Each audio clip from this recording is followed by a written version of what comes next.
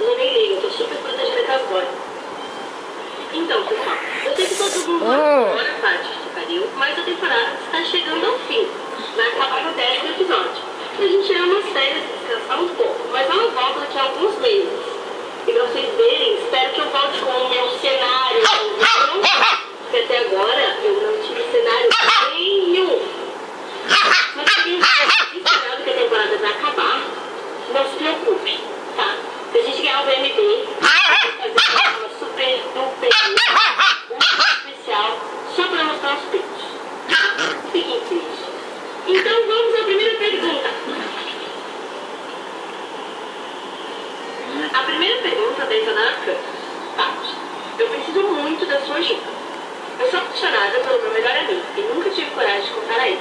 Semana passada eu resolvi chamar ele pra dormir aqui. Sai, velho. Eu não coragem de falar. Ele veio. Começamos a conversar sobre amor e eu fiquei sabendo que ele é apaixonado pelo meu irmão.